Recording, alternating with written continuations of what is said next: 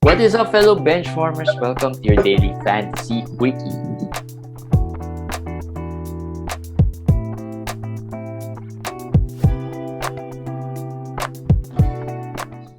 What's up, guys? Not yet Judgment Day, but it's a day before Judgment Day, and of course, the games today were crucial to see where you stand in your playoff matchups and how far are you from making it to the next round. My name is JJT with Komish Eric. Komish, looks like you're gonna get the Champions League. I don't think I can still catch up there. I think I have a 1% very slim chance. I don't like to hear the 1% because the last time we mentioned it, the 1% happened. So, but it should be a wrap. Favorable to me because it's 8-1 already. But still up on my toes. Hope to get in. But I'm checking also the team, the lineup. Hopefully they play as well next week. No sense of making the finals if we can't win it all. So let's hope that happens. And looks like you're going up against JC. I think.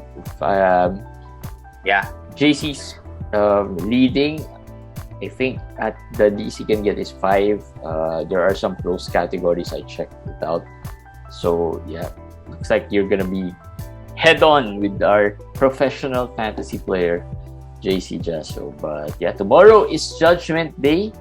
So maybe you would like to know which players to stream or some update or some quick update.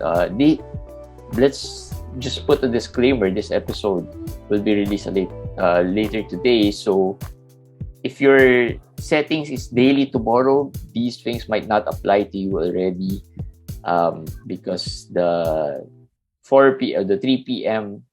Cutoff has passed. But if your leagues are daily today, that means you have to be wary about these things, especially the rest. Let's talk about some rest first.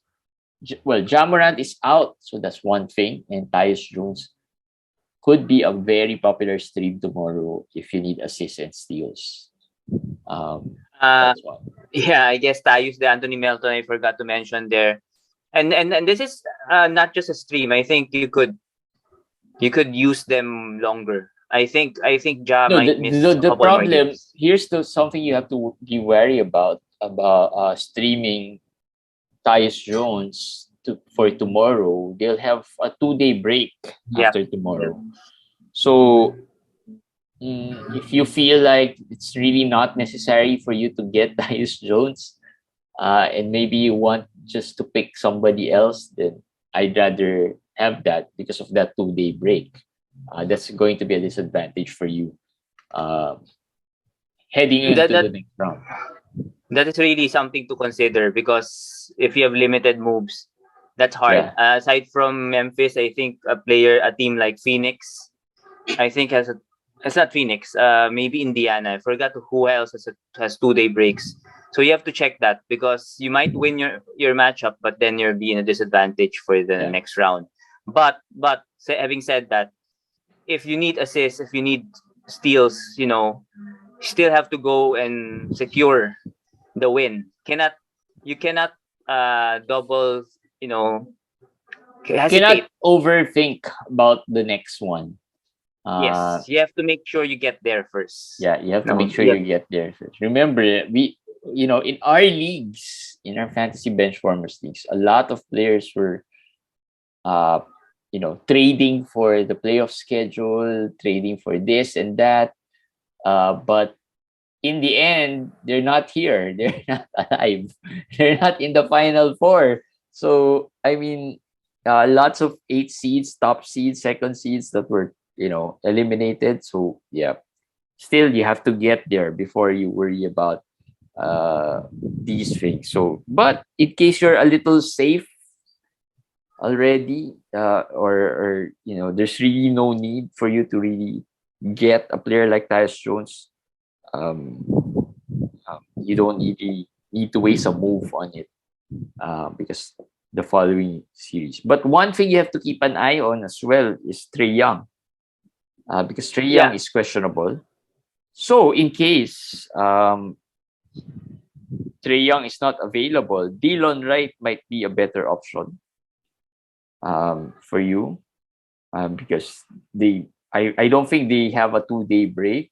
At least if in case Trae misses more time, you still have him in your roster. Actually, Atlanta doesn't have a game on Tuesday, the first day of week 22, but they have a back-to-back on Wednesday and Thursday. So that's why if you want a player like Dillon, he might be better in that sense. Plus Okongwu, another player that you could stream for tomorrow. But between Tyus Jones and Dillon Wright, who do you like there for tomorrow? If both Ja and Trae are out, for tomorrow, I would prefer Tyus Jones. I'll still prefer Tyus Jones over Dillon. Dillon is okay. Dillon has all around stats, but the assists I think is Tyus, and then the steals I think it will be close. Steals, as you said, is a luck kind of a stat, right? Yeah, it's not like assists. Assists is more consistent, so I would assume Tyus can get to 7-8 assists, and then the steals, if he can get 1 or 2, that's just a couple of steals away. If Dillon gets to his max, which is 3 or 4, so yeah. Other players for tomorrow who are questionable. Joel Embiid is questionable. He played the last game, being questionable. So let's see if he's gonna be playing this game. SGA and not many players there to stream for Joel Embiid. Not even the backup center is streamable. So I don't think you can get anyone there. SGA and De'Aaron Fox are both questionable, though SGA played the last game. De'Aaron Fox played also the last game, but we all know De'Aaron Fox has a lingering hand injury. So yeah, he could be out. Possible streams there, of course, would be Davion and Dante. But like we said yesterday, Sacramento's schedule is not really the best when it comes to week 22. So again, yes, they have a 2-day break, and then they have 2 games only next week. So yeah, it's tough. It's tough to stream players from Sacramento at this point. Yeah, I know maybe we're looking too far ahead into the next week. No, that's really not too far. But when you stream these guys, if you have options, right? Options like Tyus Jones, Dillon Wright, you have to pick. And probably the next criteria that you're gonna use is that what's the schedule for next week? Because tomorrow is just one game, right? You don't want to waste a move after tomorrow and just end up dropping these players, right? So yeah. Mike Conley is also on rest. Bojan is still out, but Bojan's the only guy who's fantasy relevant there. He's been out for a while, like 3 games, 4 games, right? Yeah, and a lot of people have been asking whether they should drop Bojan, and I'm okay with dropping Bojan if you don't have an IL available. This is the last 3 weeks of the season. Just look ahead. It's the uncertainty is not gonna help you. Bojan is basically a scoring guy, not much really. So I'm okay with dropping Bojan. Yeah. Also, it's a playoff, so I mean, if you really need to drop him, yeah, go up, go and do it. Yeah, survive first, right? Don't worry about what's gonna happen next week. Other players that you might want that could be available. Torrey Craig is a player that might be widely available in case you need some scoring, some threes, some rebounding. They are going to be against Sacramento, but again, the schedule is not as nice because they have a 2-day break after, but they have a back-to-back. So at least after that, it's for you to decide. Chris Dunn in deeper leagues. Yes, Chris Dunn. Do you think he's still gonna play that many minutes? I think so. Yes, I think Dunn will be safe. 20 to 22 minutes. What I really am irritated with was I was not able to pick up Brandon Williams in the only league, in the invitationals, the only league where he's available. He would have been really perfect for me next week. if I get through in the invitationals. But Portland, as we said, they have a good schedule for week 22. So Chris Dunn, Brandon Williams, if you want Ellaby, you want these guys, I think you could consider those guys.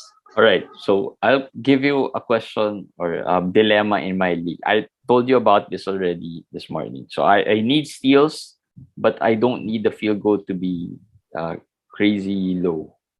Now I just saw Jose Alvarado is there. Do I pick up Alvarado or Tybull for steals?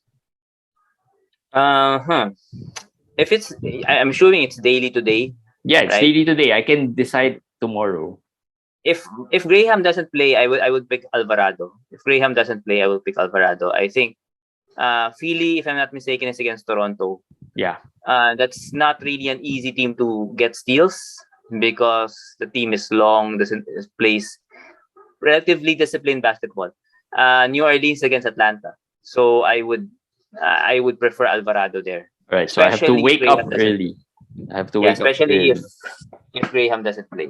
All right. So now I have I'm just glad I did pick up anyone earlier. Another thing I'm doing as well, in case you're I'm looking at the moves of my opponent. If he doesn't have moves already, then I'm more comfortable waiting it out to see what happens tomorrow, right? If he has moves, it's a race, right? Because if I need steals, most likely he needs steals as well. So he'll pick up someone who's good at steals. So we're looking for the same players. And the last thing you want to happen is to have a player end up in your opponent's team that wins them that category, right? So scouting and spying on what your opponent is doing is also helpful, especially in the playoffs, right? So that's what I'm doing. Since he doesn't have move, I have the luxury of waiting it out until maybe the last minute to pick a player. We talked about Tyus Jones, Dillon Wright, some other players that might be Davion Mitchell. We also talked about him. Who else? Yeah, there's really not much there for tomorrow's game that could be streamed. LAB is a good stream. Yes, I think so. O'Shea Brissett is a stream for tomorrow. I didn't mention that there, but I think Jalen Smith is questionable. Goga is questionable, but I think Goga will play. But Isaiah is still out. I think people are looking for Goga, but if Goga's not available, I've seen a lot of O'Shea Brissett in the FAs. I think Brissett, rebounds, threes, some scoring. Sometimes he gets defensive stats. I remember he had a 2 steal 4 block game once. So you could, if you need defensive stats, and right now it's really hard to just get specialists. Really hard to find one right now on the waiver. Yeah. So you just have to play the odds. Like if you need blocks, like I needed blocks, I picked up Brissett and Craig because I really don't have anybody else on the waiver. I had last 2 moves. I went with Craig and Brissett, and I just play the odds. Let's hope that they get even just one each and help me out there. Yeah. Like I said, CJ Ellaby, I just saw him in our waiver wire. Could be a good pick up as well for tomorrow. Plus, they have a good schedule next week. So at least you don't have to waste a move next week. And just play to see how it goes, right? How he plays. Trey Murphy, right? Is in case you need some threes for some deeper leagues. Theo Maledon, in case you need some assists in deeper leagues. Trey has not been that consistent. But if again, very deep leagues, I guess. Yeah, 18, just 3-pointers. 18 teams. Yeah. May have to go with him. I still prefer Alvarado if if we're in the New Orleans side. Yeah. If Graham doesn't play. Let's talk about a few feel good players. LeBron got second overall. Do you think he gets number 1? Yeah, he will. He will get number 1. And as I said, like Embiid, we can talk about Embiid and LeBron a little bit and how crazy the playoffs are. They're continuing to play. Right? See, Embiid is a player many didn't want to have because of the possible this situation, right? thinking that he might rest, he's gonna get injured. I even had an offer for Embiid and Steph. I mean, for my Steph, and now Steph's out. Uh, so, and looking back in hindsight, that would have been a good deal for me, right? So I think rest these days are just anyone can get rest. Yes, no one's and safe. the No fact one's safe. the fact is there's some motivations you can look at. LeBron wanting to get the record, Embiid wanting the MVP. Yeah. There are reports that they want Doc Rivers wants to rest his stars, but the fact that Embiid has a legit back injury and he's still playing makes me not that concerned that he will miss out a lot of games. He will try to get that MVP resume padded. Yeah. Same with LeBron. LeBron is not going for the MVP; he's going for something bigger, and that's the reason why in the back-to-back today, he played. He played a lot of minutes, so I think he will continue to play, but he will miss probably a game or here and there. As I said, once they win a couple more, he might get more rest after that, and possibly because he got the number 2 record, the second best already, the record, he might decide to take it, chill a little bit, and then just go for number 1 next season and season after that. Yeah.